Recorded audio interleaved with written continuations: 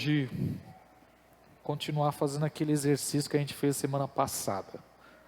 E hoje a gente vai tratar sobre ressurreição, amém? Vamos pensar um pouco sobre a ressurreição. Para isso eu queria que você meditasse comigo 1 Coríntios capítulo 15. Abra sua Bíblia em 1 Coríntios 15. E assim como nós falamos aí a semana passada, pensar nas coisas do alto é um exercício quase impossível, quase, por conta de toda a realidade nossa dos nossos dias, né? Que nos exige da gente tanta coisa, a gente fica com a nossa mente carregada de ocupações, preocupações. Ocupações são coisas que fazemos e preocupações são coisas que temos na nossa mente que às vezes nem precisamos carregar e estamos com a nossa mente cheia. E pensar nas coisas de Deus é um desafio. Eu estou lendo um livro de um padre e o livro fala sobre espaço para Deus. É um padre canadense e ele trabalha sobre essa questão de você ter tempo para Deus, e ele escreveu esse livro em 95. E é tão interessante que no livro ele trabalha essa questão de o mundo moderno, ele exige da gente até a frase que você só usa, né? Você vai conversar com alguém, você fala, eu quero pegar um pouquinho do seu tempo, eu sei que você está muito ocupado. E o ser ocupado é sinônimo de ser importante. Ser ocupado hoje é sinônimo de alguém que é bem sucedido. Então uma pessoa muito ocupada é porque ela é bem sucedida. E ele trabalha justamente isso, né? Não, mas no mundo hoje é isso. Aí você vai falar com as pessoas, é sempre assim, você não investe tempo. É sempre muito rápido, é sempre superficial. Não tem aquela questão do gastar tempo, do investir tempo. E trazendo para a nossa vida com Deus é o que temos feito. Então pensar nas coisas de Deus, até para orar. Eu fiquei pensando sobre oração. Existe a nossa oração, que a nossa mente, sempre a gente está falando com Deus, no nosso dia a dia, trabalhando.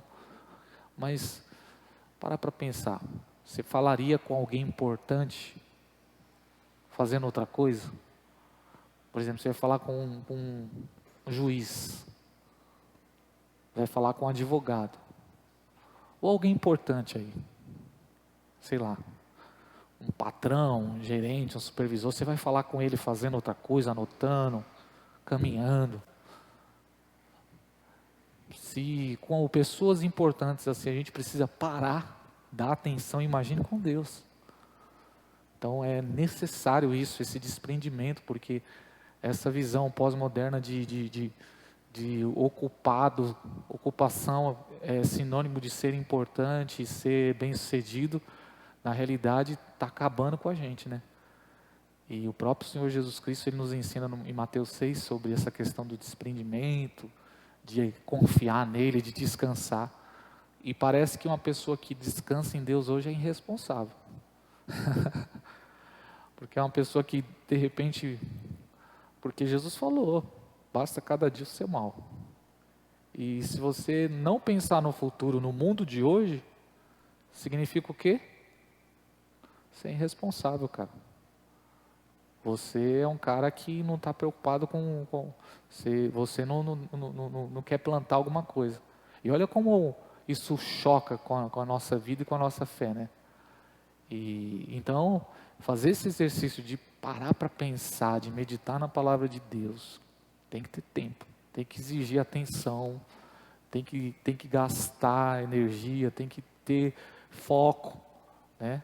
Para a gente, de alguma forma, tentar nos conectar com os céus e com as coisas de cima, né? Então, por isso que eu falo que é um exercício quase impossível, né? Porque é mediante a toda essa correria. A gente quebra a semana para vir aqui um pouquinho meditar na palavra, ou vir cultuar a Deus, Mas parou para pensar, a gente está tratando de coisas eternas, coisas que são fundamentais para a nossa vida e muitas vezes nós tratamos isso de uma forma tão superficial. Então, vamos tentar hoje focar aqui para a gente crescer, mais uma vez, pensar nas coisas de cima, amém? Então, abra a sua Bíblia em 1 Coríntios capítulo 15, nós vamos falar sobre um dos assuntos mais importantes da nossa fé. É uma chave essencial para entender cristianismo. Vamos lá, gente? 1 Coríntios 15. Beleza? As meninas aí estão tudo bem aí? Quer chegar um pouquinho mais próximo? Ou está com medo? Está com medo para que veio? Vamos lá. 1 Coríntios 15. Coloca seu olho e seu coração nas Escrituras e vamos ver o que Paulo vai falar aqui. E à medida que nós vamos lendo os versículos, nós vamos parando aqui para refletir sobre eles. Também vos notifico, irmãos, o evangelho que já vos tenho anunciado, o qual também recebeste e no qual também permaneceis. Presta atenção, Paulo fala, ele está falando aqui, ele já destaca para a igreja, diz, eu quero confirmar, eu quero firmar o evangelho. E o que é o evangelho? Aí ele vai dizer no verso 2, pela qual também sois salvos, se o retiverdes tal como vou-lo tenho anunciado, se não é que crestes em vão. Aí ele vai explicar o que é o evangelho, verso 3, porque primeiramente vos entreguei o que também recebi, que Cristo morreu por nossos pecados, segundo as Escrituras. Verso 4. E foi sepultado e que ressuscitou ao terceiro dia, segundo as Escrituras. Ponto. Parou aqui. Então, o que é o Evangelho?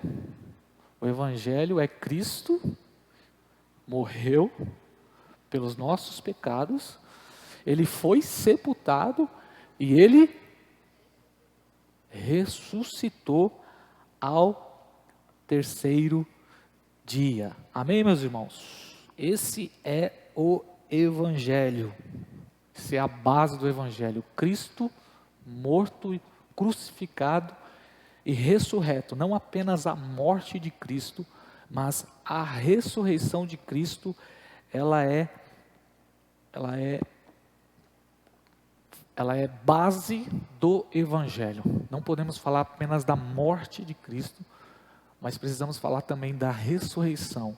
Esse é o Evangelho. Cristo morreu pelos nossos pecados e Ele ressuscitou ao terceiro dia, segundo as Escrituras. E aí entra nessa questão da ressurreição. Por que a ressurreição ela é fundamental para a nossa fé?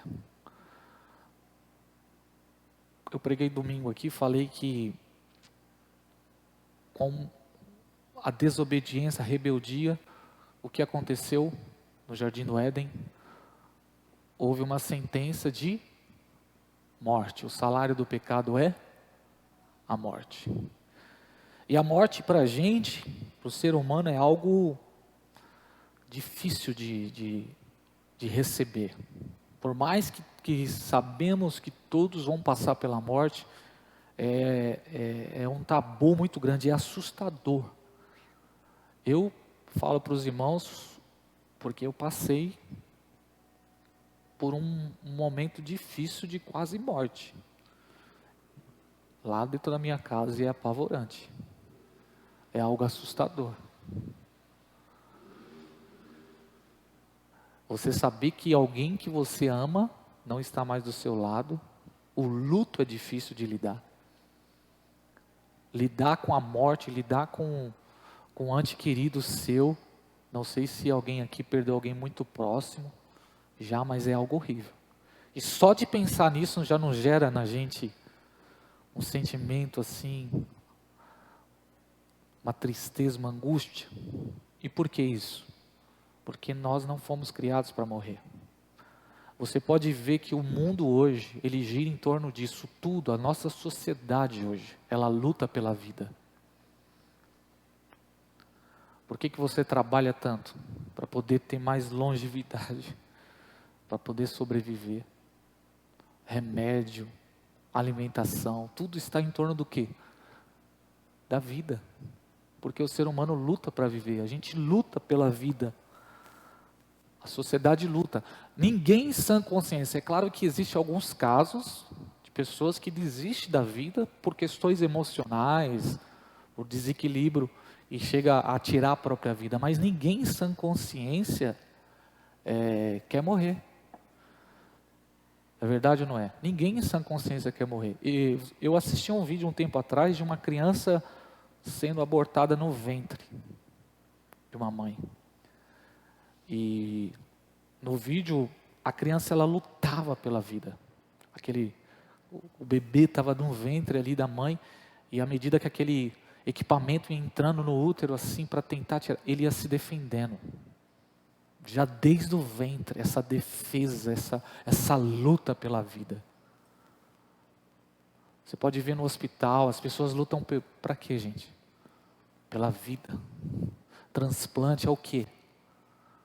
A tecnologia da ciência, da medicina, tudo lutando para quê? Para viver. Então, isso é natural, a gente luta para viver. Você pode ver que a defesa sua, aconteceu qualquer coisa, um tiroteio na rua, você vai fazer o quê, gente?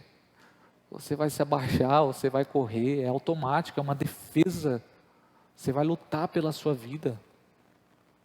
Por quê? Porque nós não nascemos para morrer. Por isso que a morte para a gente é um tabu. A questão de velório. Já parou para pensar sobre o velório?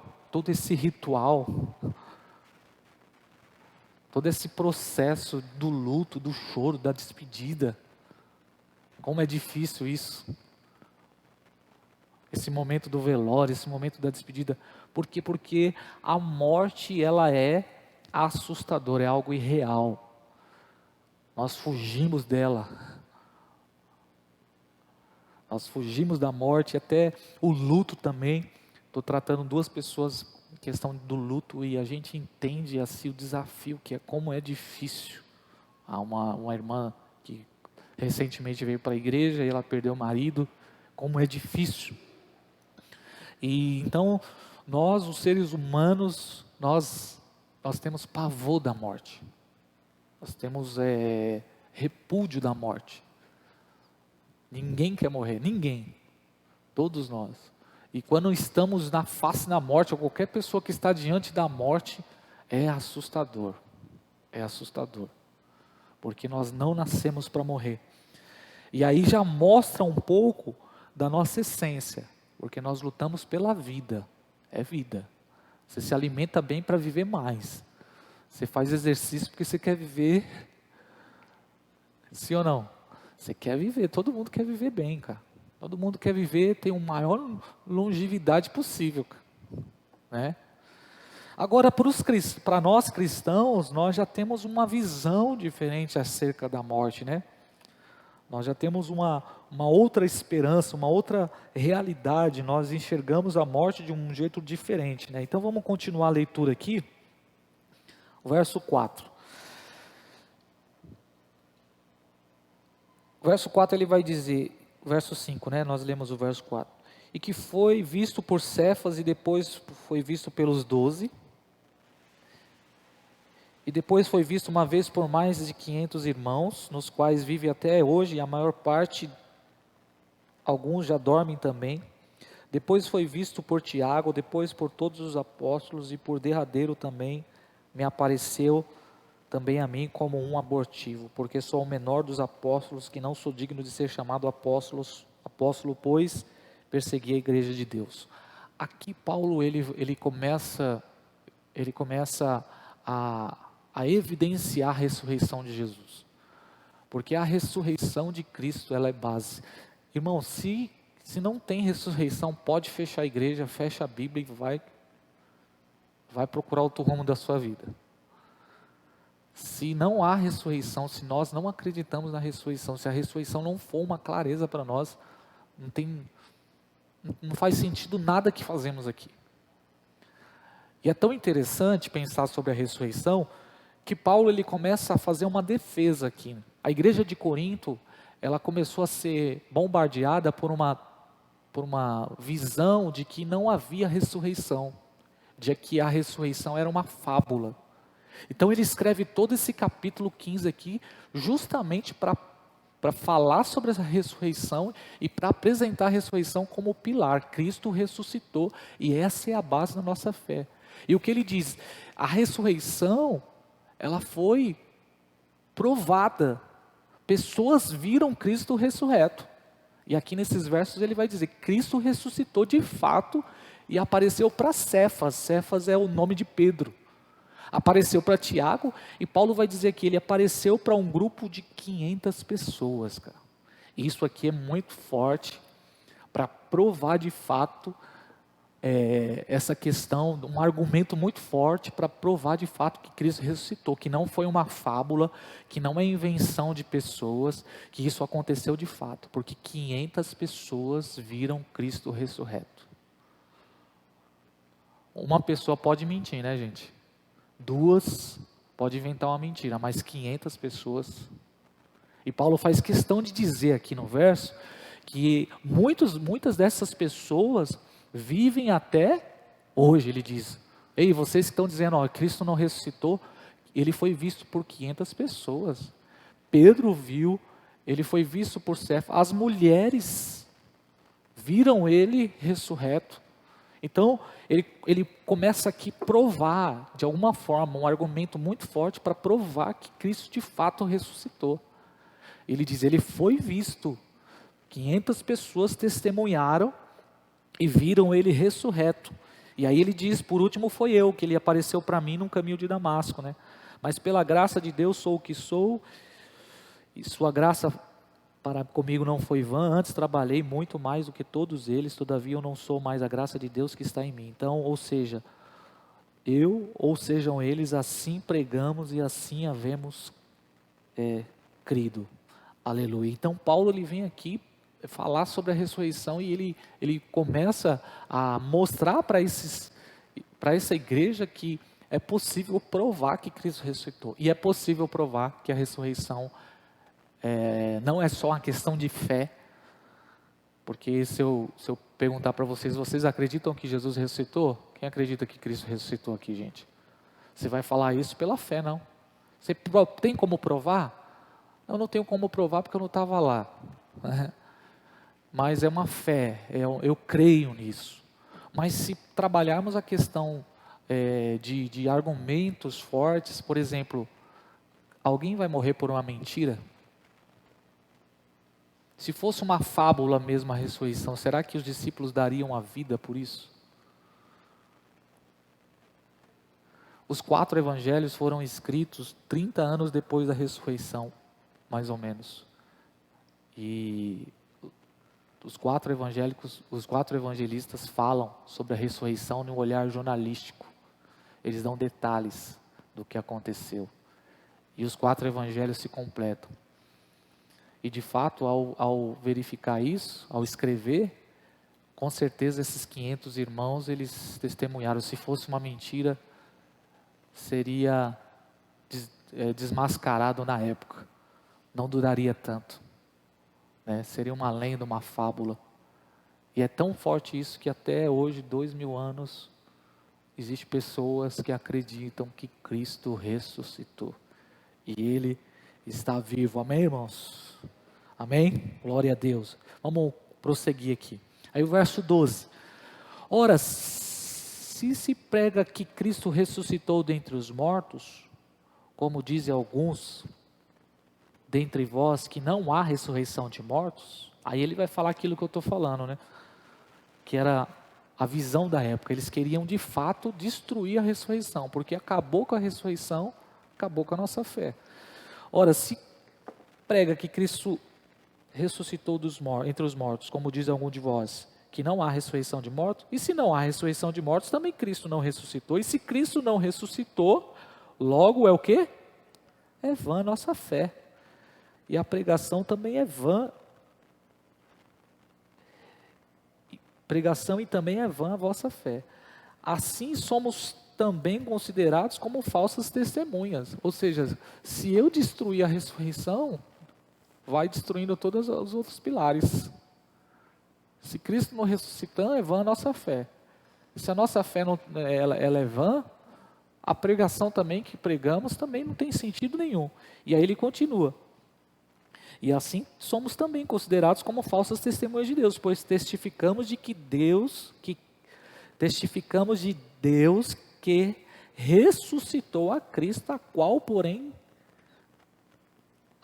porém, não ressuscitou, se na verdade os mortos não ressuscitam. Porque se os mortos não ressuscitam também, Cristo não ressuscitou. E se Cristo não ressuscitou, mais uma vez ele vai reforçar.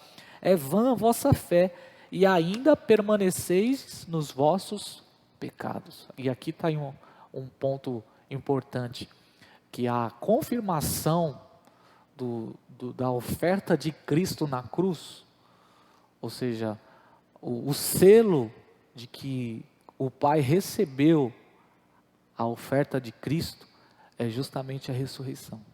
A ressurreição ela que vai validar, né? E se Cristo não ressuscitou, nós ainda permanecemos nos nossos pecados. Então todo mundo está sujeito à morte e à condenação do inferno. Continuando, verso 18. Também os que dormiram em Cristo estão perdidos. Também o pessoal que morreu está perdido também. E se esperarmos em Cristo só nesta vida, somos os mais miseráveis de todos os homens. Aí ele começa a falar, mas de fato, Cristo ressuscitou dentre os mortos e foi feito as primícias dos que dormem. Porque assim como a morte veio por um homem, também a ressurreição dos mortos veio por um homem. Porque assim como todos morrem em Adão, assim também todos serão vivificados em Cristo. Aí ele começa a explicar, mas cada um por sua ordem. Cristo as primícias, depois os que são de Cristo na sua vinda. Depois virá o fim, quando tiver entregue o reino a Deus o Pai, e quando houver aniquilado também o império e toda a potestade e força. Porque convém que reine até que haja posto a todos os inimigos debaixo dos seus pés. Ora, o último inimigo que há de ser aniquilado é a morte, porque todas as coisas sujeitou debaixo dos seus pés. Mas quando diz todas as coisas lhes estão sujeitas, é claro está que se executa aquele que lhe sujeitou todas as coisas. O que ele está dizendo aqui é o seguinte, todas as coisas estão sujeitas a ele, mas é claro que não o Pai, né? O Pai não. Ele está dizendo, é claro que não o Pai. E quando todas essas coisas lhe estiverem sujeitas, então também o mesmo Filho se sujeitará àquele que todas as coisas lhe sujeitou, para que Deus seja tudo em todos. De outra maneira, que farão? Aí ele vai falar aqui sobre uma doutrina que tinha na época também lá, sobre o batismo dos mortos.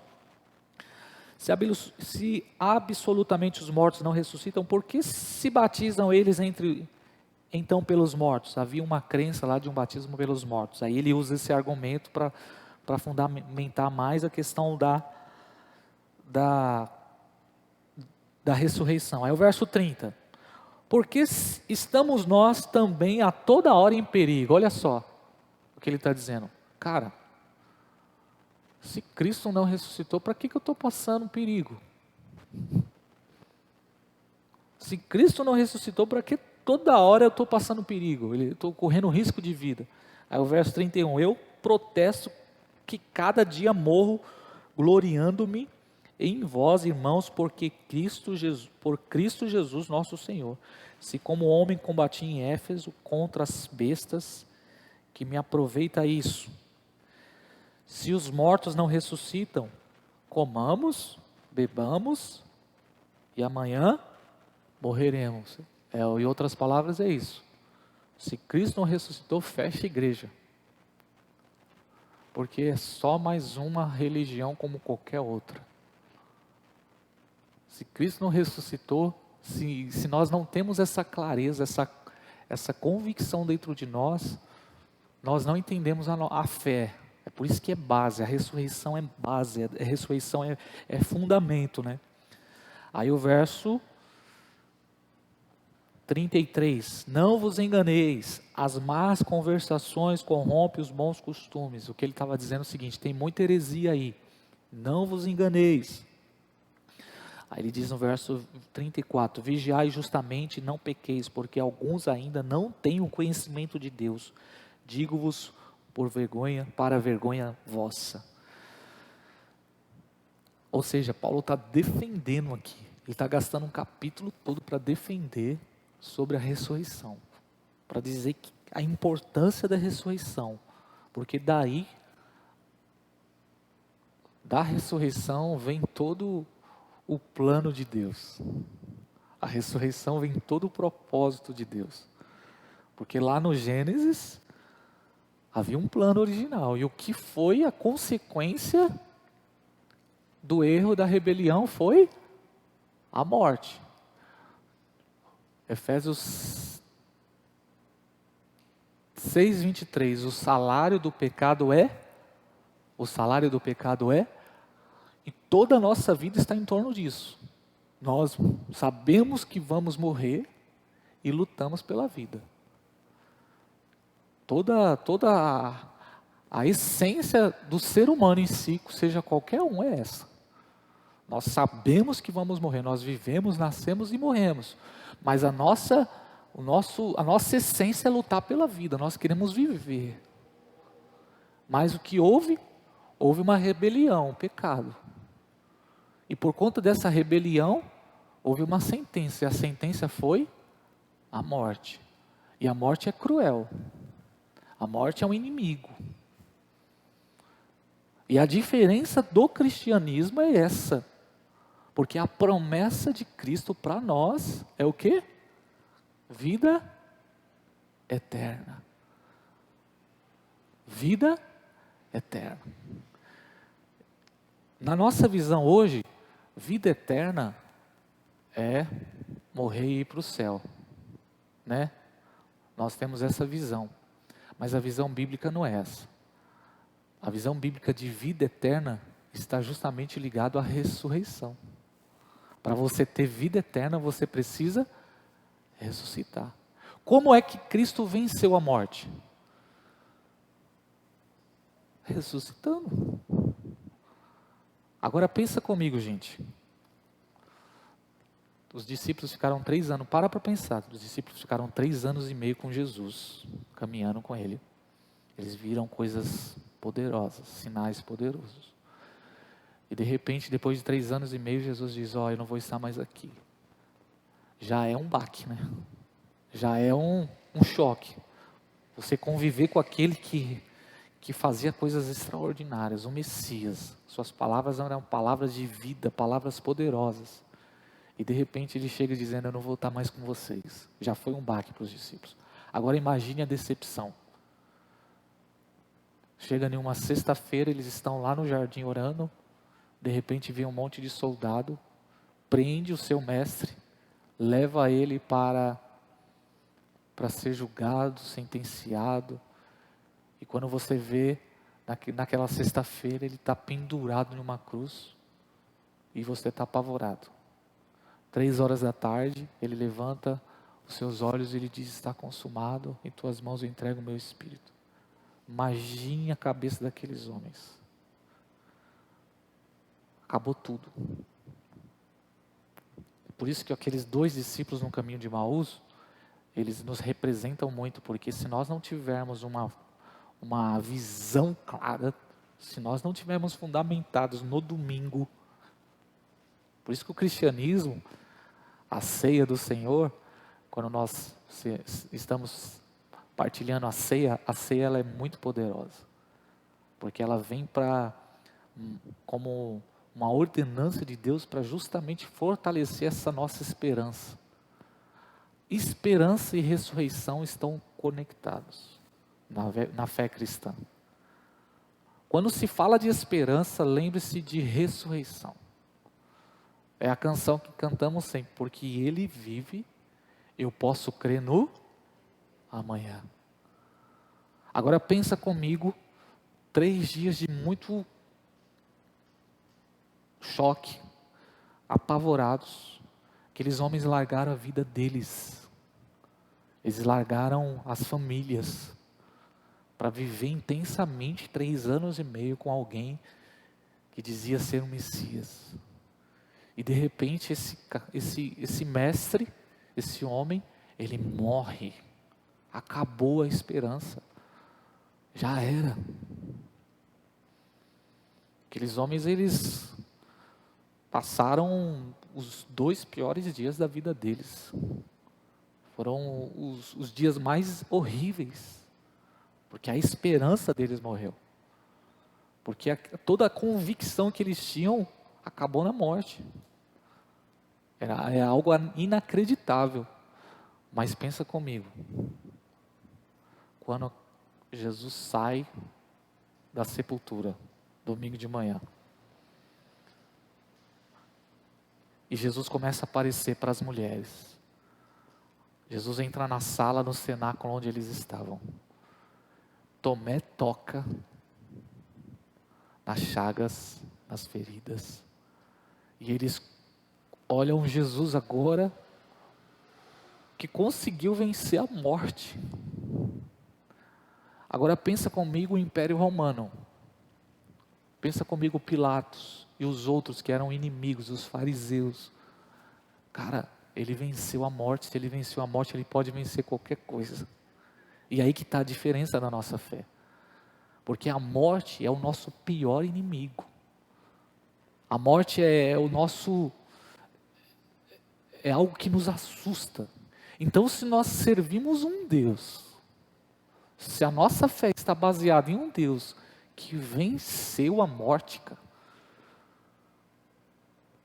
e que não somente venceu a morte, mas Ele nos prometeu que se nós crermos nele, nós também receberemos vida eterna. Eu não sei o que é mais precioso do que isso. Não existe mais nada.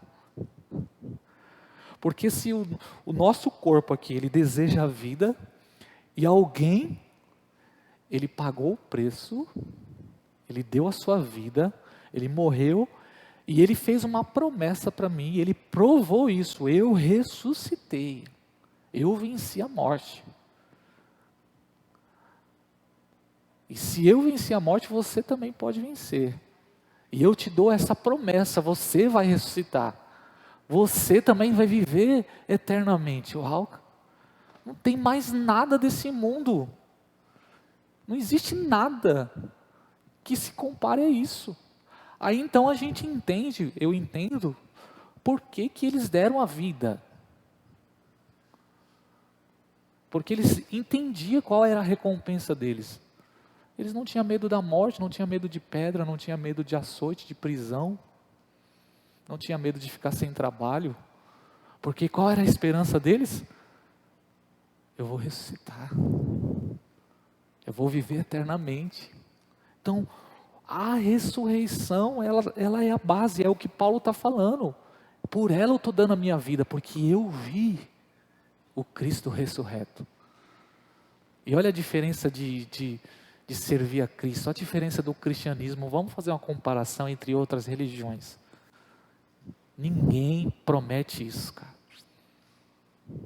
Ninguém tem essa capacidade de vencer a morte, cara, sendo ela o pior dos inimigos.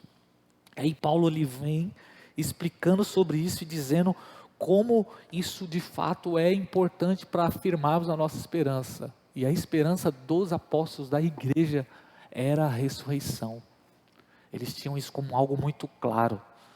Quer ver isso? Abra sua Bíblia em João capítulo 11, verso 23. Estou me fazendo entender, gente?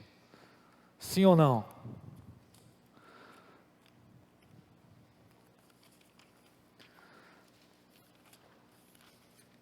A vida deles era em torno disso, dessa esperança e dessa recompensa. Veja só, João capítulo 11, verso 23.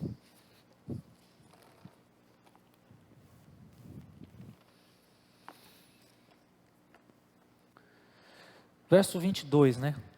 Verso 21, para a gente entender. É a questão da ressurreição de Lázaro. E disse, pois, Marta a Jesus, Senhor, se tu estivesse aqui, o meu irmão teria morrido, Senhor. Imagina o coração da Marta, Mas também agora sei que tudo quanto pedires a Deus, Deus te dará. Disse-lhe Jesus, teu irmão há de ressuscitar, Marta. E ela disse, eu sei que ele há de ressuscitar, mas isso vai acontecer na ressurreição do último dia. E Jesus disse, eu sou a ressurreição e a vida. Quem crê em mim ainda que esteja morto, viverá. E todo aquele que vive e crê em mim, nunca morrerá. É isso que faz a gente pregar, gente. É isso que faz a gente louvar a Deus, mais nada. Por isso que Paulo disse, se não tem ressurreição, pode fechar a igreja, cara. Mas se Jesus ressuscitou, sai de baixo. Se Jesus de fato ressuscitou, então sai de baixo. Porque eu vou viver eternamente. Eu vou viver eternamente. Então Jesus ele vem e aqui ele faz uma demonstração clara do poder que ele tem sobre a morte. Então ele vai e ressuscita Lázaro. E ele ressuscita Lázaro dias antes dele passar por tudo aquilo que ele iria passar, que era o Getsemane, a crucificação. Ele faz isso antes deles, alguns dias antes, provando que ele tem poder sobre a morte, que ele tem poder de declarar para um morto para sair da sepultura. Vamos ver mais alguns textos. João capítulo 6. João capítulo 6. Verso 39 e 40. E a vontade do Pai que me enviou é esta: que tudo quanto me deu, nada perca, mas que eu ressuscite no último dia. E verso 40, e a vontade daquele que me enviou é essa, que todo aquele que vê o Filho e crê nele, tenha a vida eterna, e eu o ressuscitarei no último dia. Então, olhando aqui, essa visão de ressurreição e vida eterna está muito conectado. Vida eterna não é morrer e ir para o céu. Vida eterna é morrer, ir para o céu, ressuscitar e viver eternamente.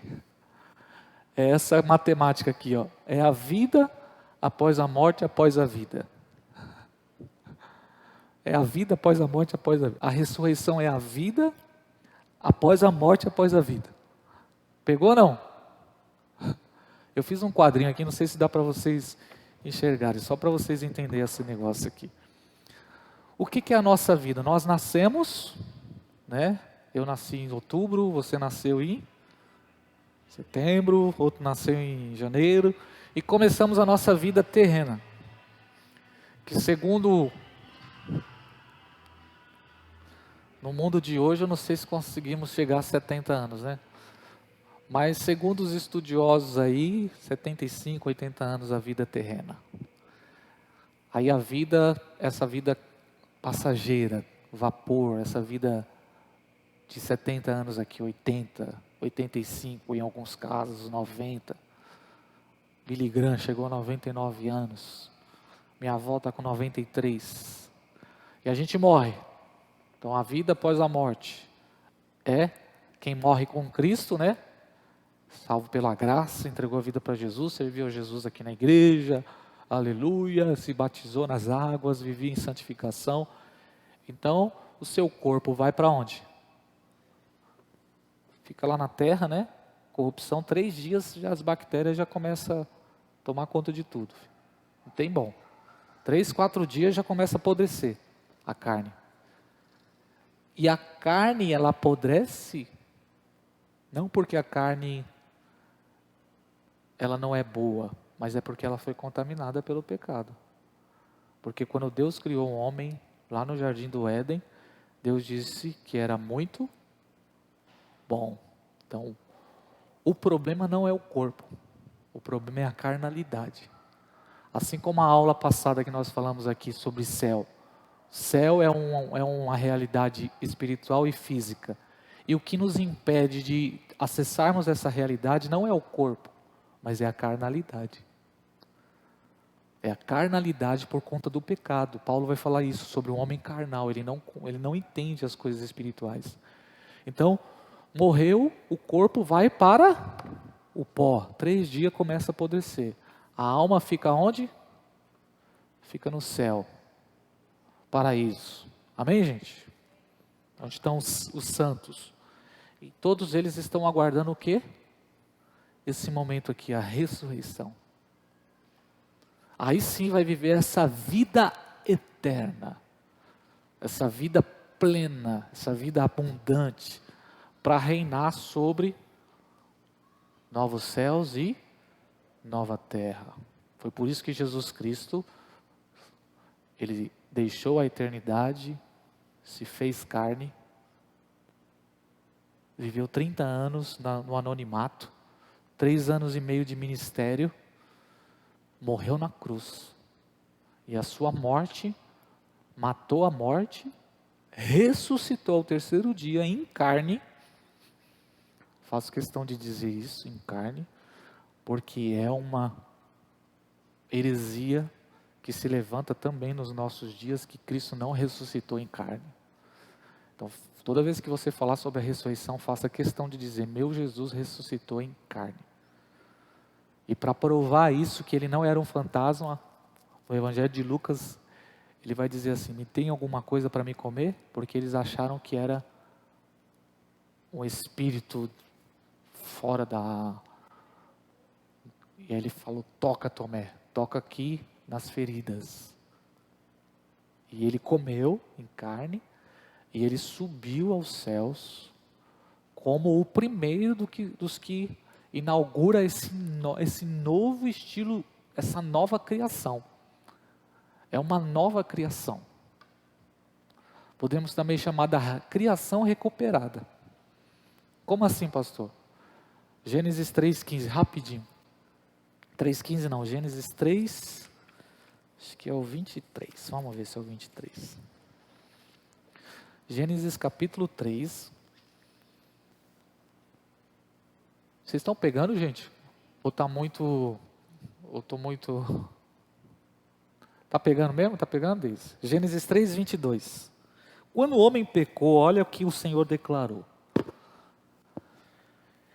Então disse o Senhor, eis que o homem é como um de nós, sabendo o bem e o mal. Ora, para que não estenda a sua mão e tome também da árvore da vida e coma e viva eternamente, porque havia no paraíso a árvore do bem, do conhecimento do bem e do mal.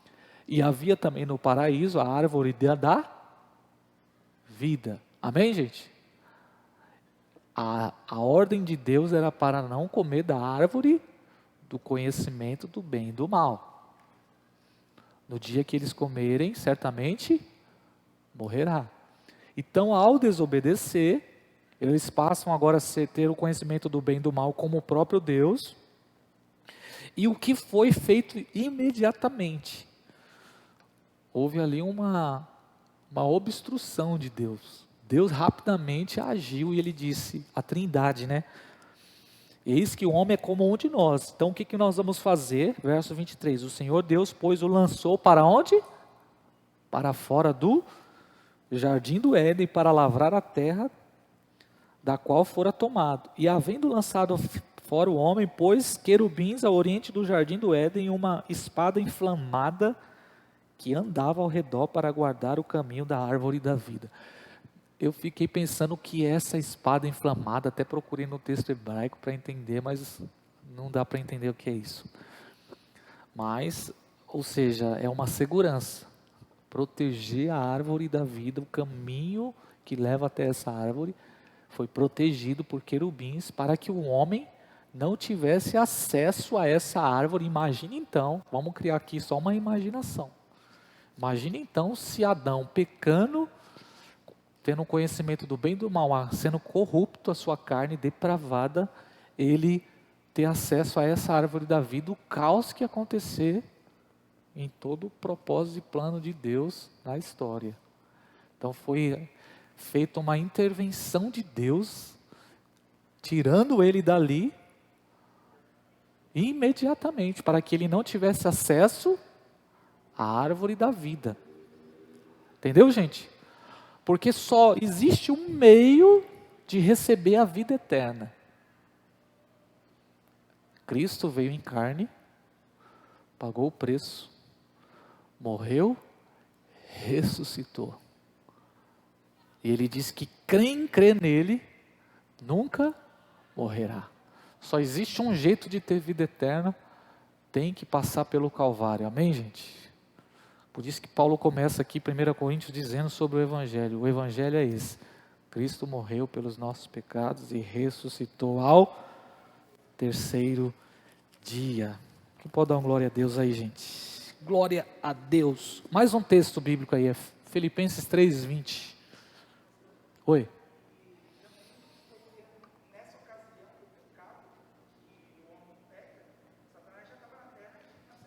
Isso. Com certeza, filhão. Você fez um pensamento lógico e eu acho que essa era a próxima proposta. Agora a proposta é... Porque a ideia não é ser como Deus.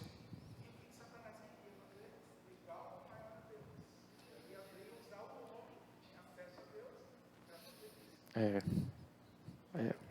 E a gente tem que pensar essas coisas. A nossa fé tem que ser racional. A gente tem que pensar, não só crer porque alguém está falando. Eu tenho que pensar e tem que ter sentido, né? Tem que ter sentido. Porque Cristo veio, morreu e ressuscitou. Se era só morrer, morreu, subiu, já era. Se fosse só para estar no céu, então na primeira etapa já era. Sim ou não, gente?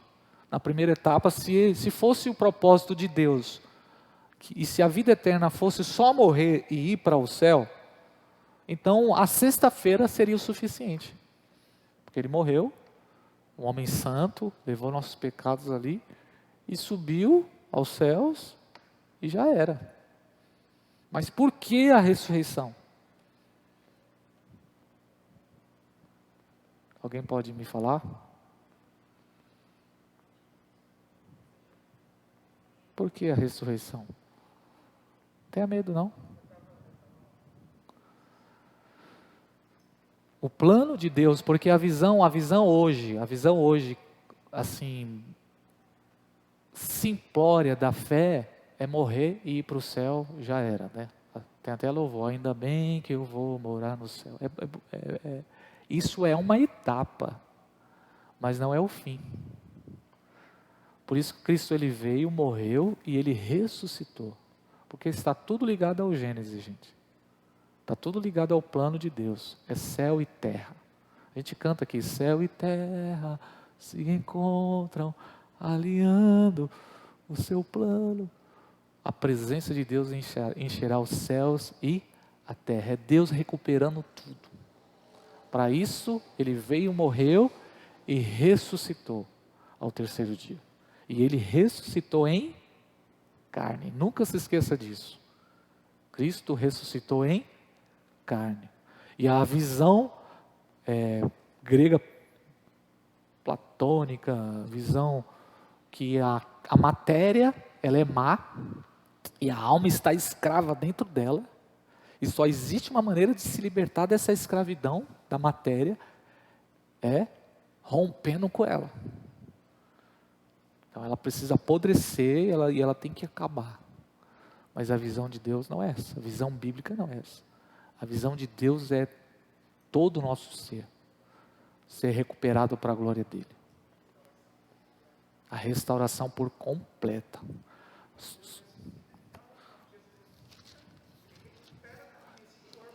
É isso.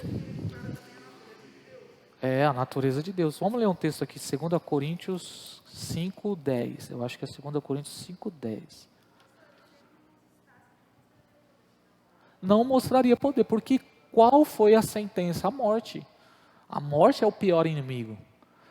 A morte é o desafio. Por isso que eu comecei a introdução aqui falando sobre o pavor da morte.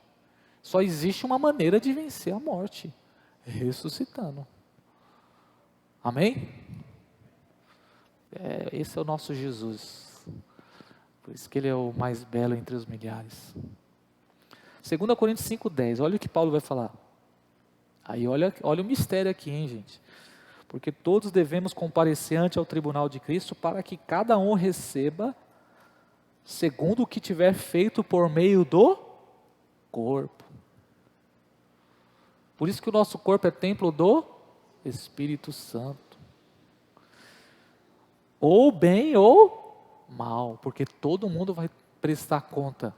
Na realidade, a ressurreição ela é universal. Todos vão ressuscitar. O Apocalipse fala de todos. Só que existe a primeira ressurreição, que é para a glória de Deus, que vai acontecer quando? Na segunda vinda do Senhor Jesus. Amém? Pegou aí, Rodrigo? A primeira ressurreição é na vinda do Senhor. Essa é a nossa. Porque Paulo fala aqui, ó, que todos vão ter que prestar conta. Tudo que você fizer com o seu corpo, você vai ter que prestar conta. Ou seja, a gente já vive hoje a eternidade. A gente já vive hoje. Por isso que a gente vai ter que fazer tudo já com essa expectativa. Eu não posso me desligar disso. É completo. É o homem todo, o evangelho todo, é a minha vida toda para Deus. E nós vamos prestar conta e vamos receber recompensa daquilo que fazemos, no tribunal de Cristo por meio do corpo. Sejam as pessoas que fizeram coisas boas ou a maldade. Só um parênteses aqui, voltando lá para 1 Coríntios, capítulo 15. Espero que eu esteja me fazendo claro aqui, para passar para vocês a visão.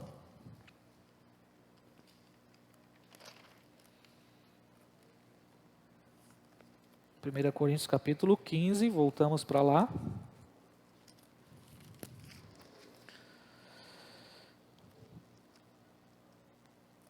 E aí, continuando aí o verso 35, Paulo vai falar, explicando para eles como que é essa ressurreição. Porque a pergunta deles era o seguinte: tá bom, vai ter ressurreição, mas como é esse negócio aí?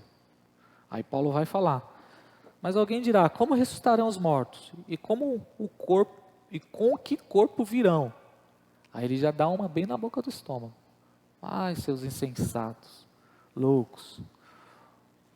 Aí ele vai usar uma analogia aqui, o exemplo da semente. O que tu semeias não é vivificado se primeiro não morrer? Isso é forte, né, gente? Como é que uma semente, para ela poder gerar fruto, ela tem que morrer na terra? Essa explicação de Paulo aqui.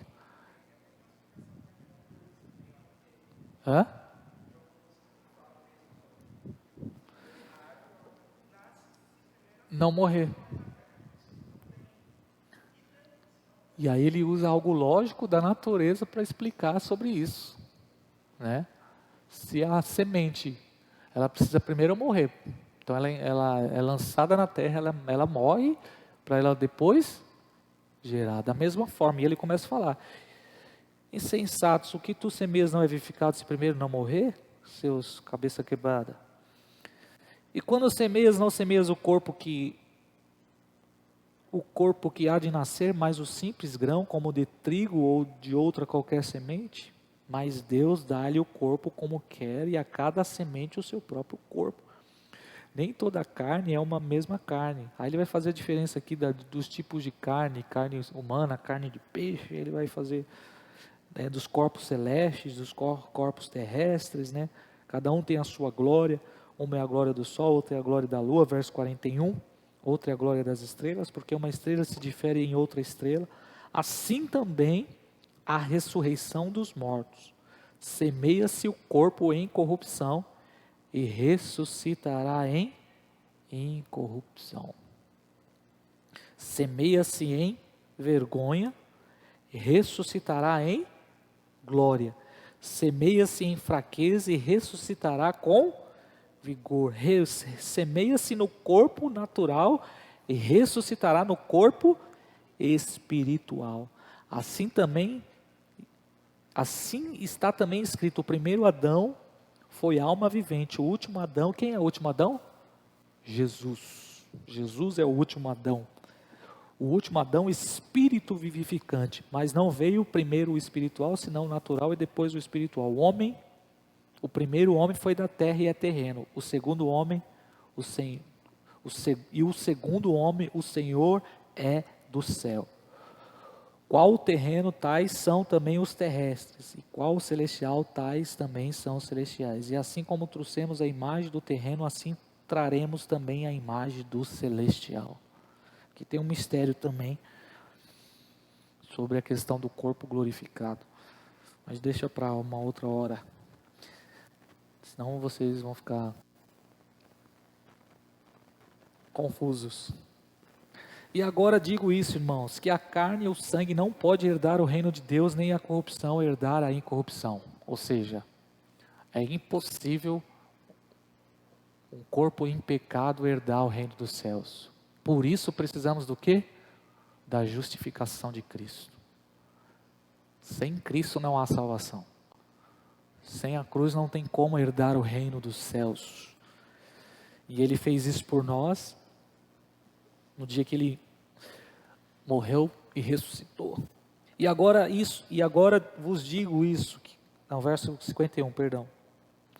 E eis que vos digo o mistério. Aí ele vai explicar, né? No dia do Senhor. Na verdade, nem todos dormiremos, mas todos seremos transformados. No abrir e fechar de olhos ante a última trombeta, porque a trombeta soará e os mortos ressuscitarão incorruptíveis e nós seremos transformados. Porque convém que isto que é corruptível se revista de incorruptibilidade e isto que é mortal se revista de imortalidade. E quando isto que é incorruptível se revestir de incorruptibilidade, isto que é mortal se revestir de imortalidade, então se cumprirá a palavra que está escrita. Somente na ressurreição dos santos e na transformação do corpo vai se cumprir essa palavra. Tragada foi a morte na sua vitória. Onde está a morte, o teu aguilhão, e onde está o inferno, a tua vitória? O aguilhão da morte é o pecado, e a força do pecado é a lei.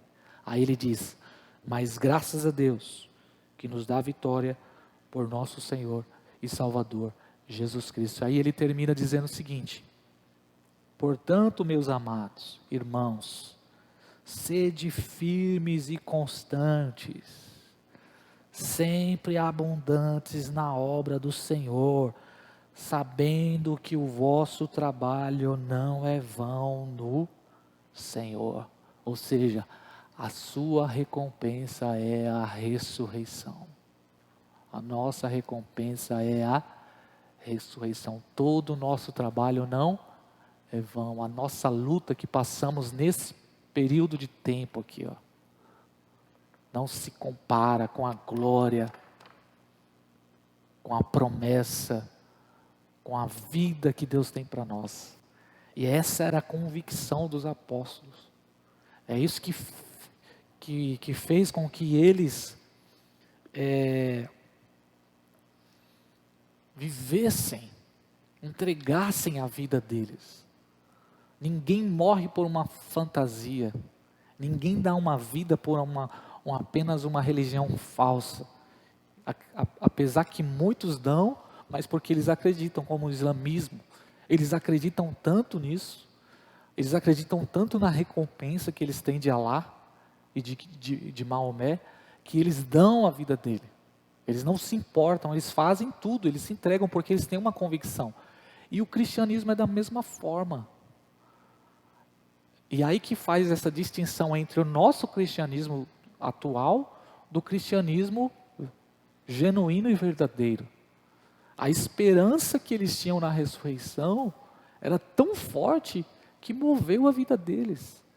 Agora, qual é o nosso problema? É que nós queremos desfrutar de uma vida, de uma beleza da vida, de uma satisfação da vida aqui, né?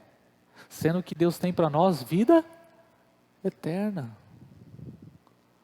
E essa realidade precisa estar dentro do nosso coração, e nós precisamos ter isso como algo forte nas nossas vidas.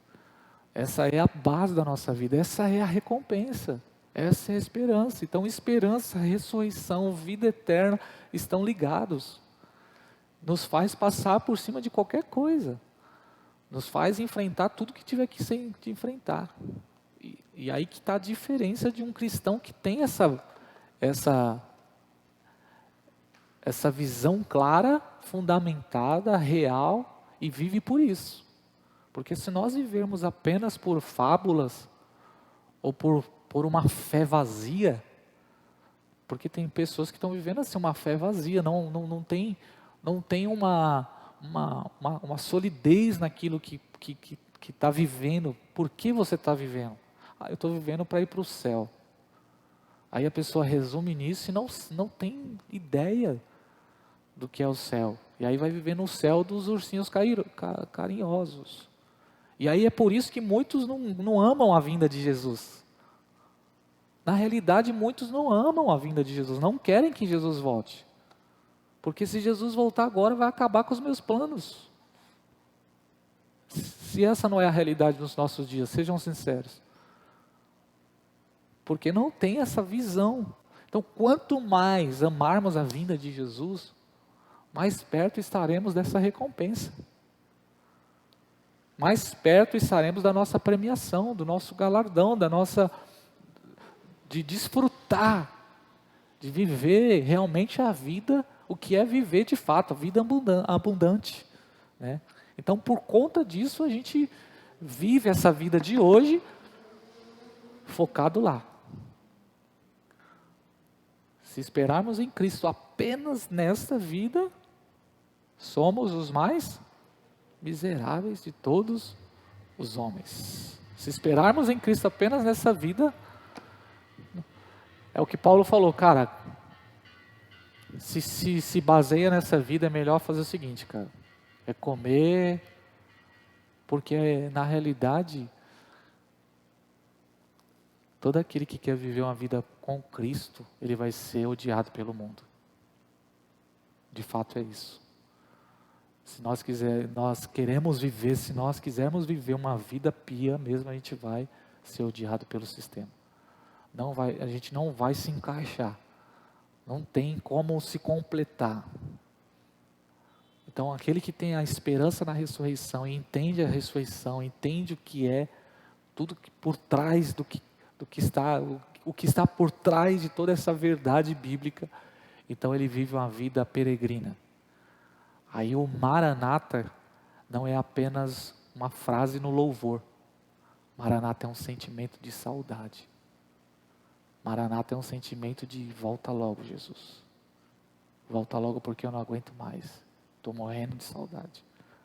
Então, esses dias eu estava pensando sobre isso. Maranata, a palavra Maranata, ora vem Senhor Jesus, né? Que é a canção do Apocalipse. No final lá, João termina usando essa palavra. E eu pensei nessa palavra Maranata e a saudade. Existe uma saudade dentro da gente. Existe um vazio. Existe algo dentro da gente que a gente não sabe explicar. A gente não consegue explicar o que é. Você pode estar em qualquer lugar. Você pode estar até bem financeiramente. Você pode até ter experimentado uma satisfação na vida, que seja passageira, uma viagem, desfrutar de um sonho, mas nada consegue preencher sua vida. Nada consegue, o casamento não vai conseguir. Por mais que você ame a pessoa amada, você não vai conseguir se completar ali. Trabalho, casa, é por isso que a gente vive essa vida de insatisfação, procurando sentido nas coisas, sempre correndo. Porque é o Maranata, é a saudade. É a saudade do lugar para onde nós fomos criados. Por isso, a vinda de Jesus, ela é a coisa mais importante da nossa história, da nossa fé. Ok, gente? É a vinda do Senhor, é a vinda. Não existe dia mais precioso do que esse. Não existe nada mais precioso do que isso. E os escritores da Bíblia, os apóstolos, eles tinham isso. E aí eu leio os textos bíblicos e eu vejo as nossas vidas hoje e falo, meu Deus, o que acontece conosco? Como pode nós entrarmos na igreja hoje querendo que Deus venha resolver coisas passageiras, cara? E a gente foca nessas coisas que vão passar.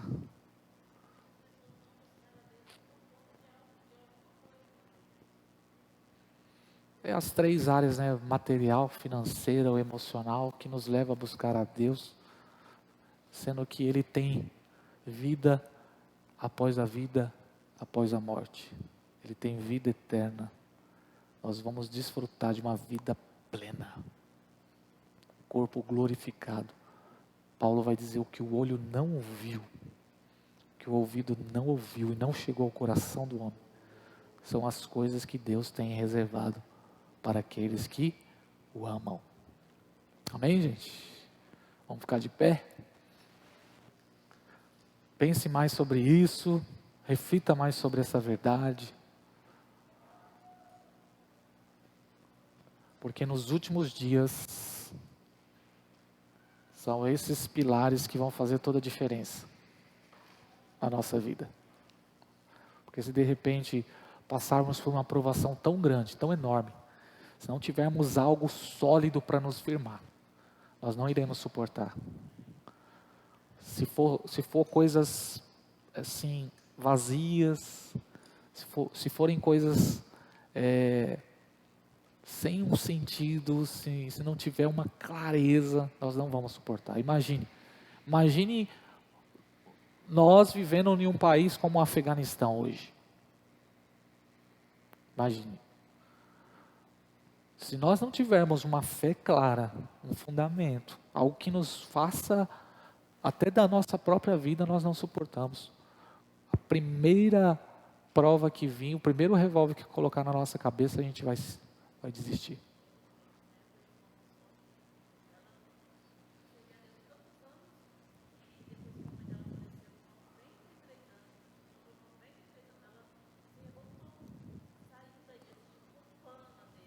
Aí Paulo explica sobre isso. Os crentes, vocês não podem ficar ignorantes acerca dos que morreram. Daqui a pouco a gente vai se encontrar de novo. A certeza nossa é essa. O que traz conforto é daqui a pouco eu vou encontrar o meu ente querido e ele vai ressuscitar.